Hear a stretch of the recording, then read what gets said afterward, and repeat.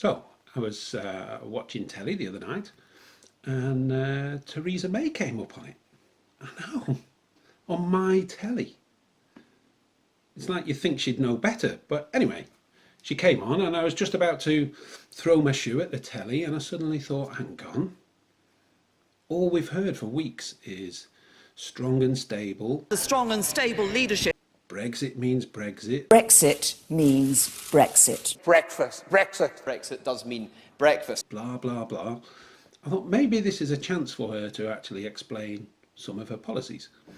And then I thought, if I'd just been given an opportunity to go on telly and spend half an hour explaining exactly what it is I'm trying to get people to vote for, I'd be pretty pissed off if nobody tuned in to watch it either. So I thought, let's give it a go. Well, as I say, the only poll that counts is the one that actually takes place on the 8th of June.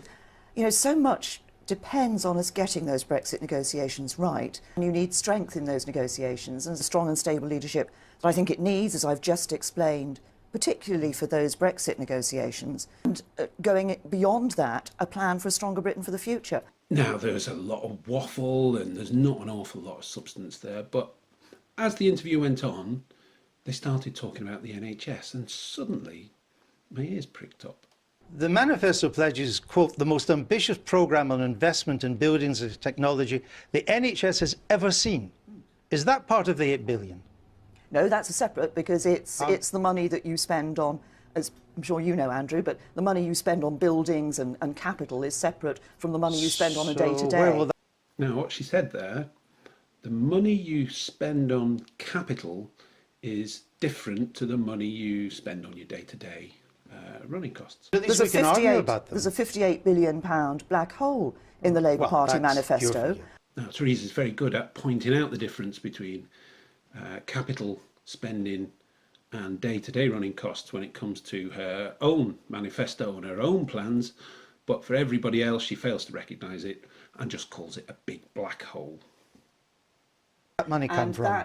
That money will be following. There's a report that was done on the NHS, the Naylor Report, which set out what was needed, and we're backing the proposals in the Naylor Report.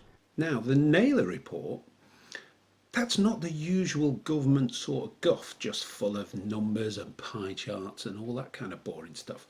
It's quite descriptive. There's quite a lot in there, and it lays out a plan for the NHS. None of this stuff is hidden away. It's all there. It's just so mind-numbingly dull, nobody wants to read it. Just go on Google, type in the Naylor Report, and pff, up it comes. First hit. So I clicked on it and I started reading. Now, this document is basically an outline plan for essentially selling off the NHS assets.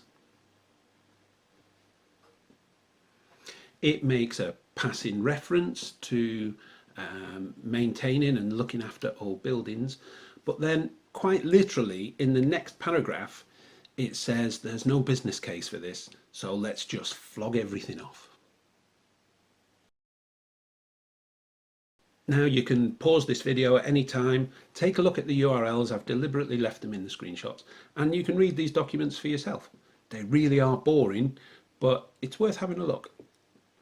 Now, so keen is this report on getting rid of NHS assets, it actually encourages the government to match the funding. It even uses the words 2 for 1 in the document. It's crazy.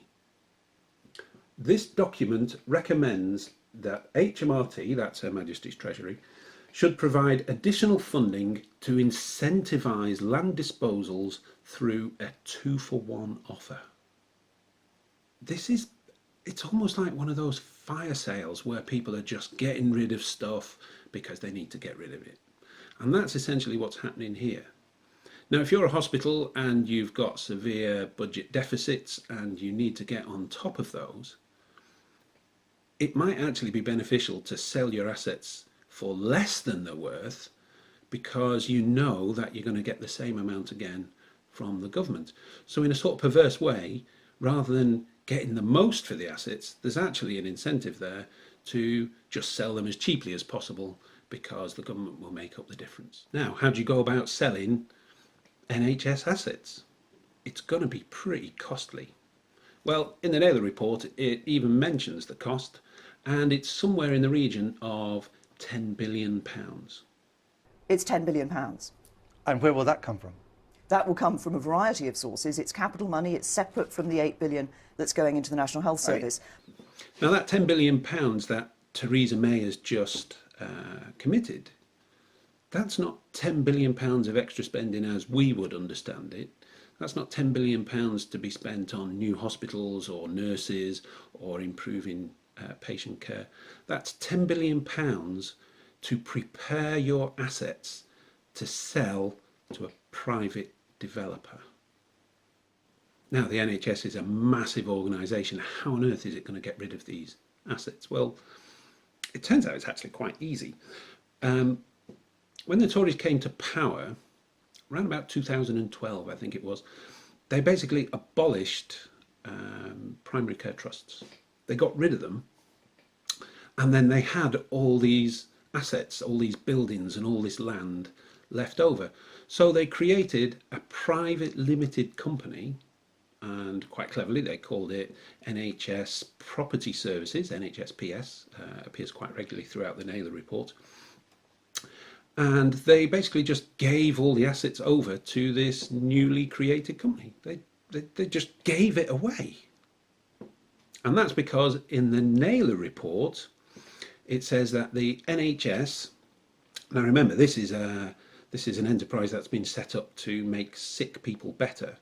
The Naylor report says the NHS has deficiencies in strategic estate planning. Now, the whole Naylor report not only explains why it thinks selling NHS assets is such a brilliant idea, but it also says that it needs to be done quickly. This report recommends accelerating the rate at which we've already started selling off the NHS. The Naylor report, which set out what was needed, and we're backing the proposals in So how the much? Naylor report. So, NHS Property Services Limited. This is the company that owns all the NHS assets after they were just given to them. What do we know about these guys? It's dead easy. Just go on Google, type in NHS Property Services Limited, and bingo, up comes the answers. Nobody's trying to hide this. It's not like it's all squirreled away somewhere. They're just banking on the fact that it's so incredibly boring to wade through, nobody's going to take much of an interest. And up until very recently, I hadn't either. Now, NHS Property Services Limited has two people on the management team. And one of them is a Simon Stevens. Now, I'm sure Simon is a lovely bloke. I'm sure he's a great laugh down the pub, and he's probably one of the first to get a round of drinks in. There's probably even some small children somewhere who see him as some kind of kindly uncle figure. I'm not saying he's a sort of Voldemort kind of villain, but there's something a little bit sinister when you look into his past workings, his past companies that he's worked for, and the fact that he's now in charge of the entire asset portfolio for the NHS. Now, this is a guy who's supposed to be an expert in strategic estate planning, whatever the hell that means. But it turns out, if you look at his profile, he's just a health expert. I'm not even sure he's that.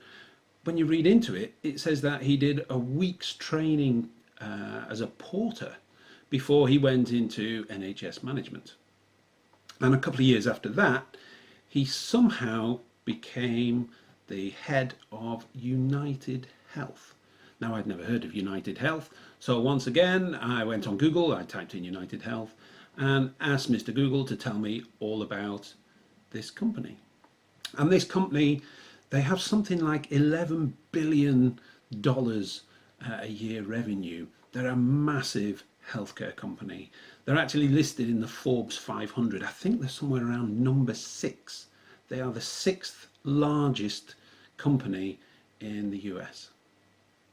So here we have the Naylor Report, which is recommending the NHS should dispose of all of its assets and dispose of them as quickly as possible. And in order to facilitate this, it's encouraging the government to throw a load of cash at it as well. Whatever it takes, they're desperate to get the NHS to get rid of land and property that it currently owns. And we're backing the proposals in So how the much? Naylor Report. I know what you're thinking. What if you're a hospital trust and you don't want to get rid of your assets? Well, it gets better.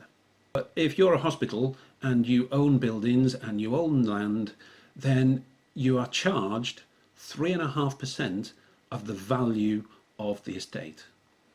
The Naylor Report also says if provider plans are not embedded in STP plans which maximise disposals, they will not be eligible to access public capital funding. Now that particularly depressing sentence basically means if you're a hospital and you want money for capital expenditure, so that's things like new equipment, maybe an MRI scanner, or maybe you need to replace some of your old equipment, or maybe even it's just things like sheets for the beds. You've got to sell your land and property because the government is not going to give you access to public funding.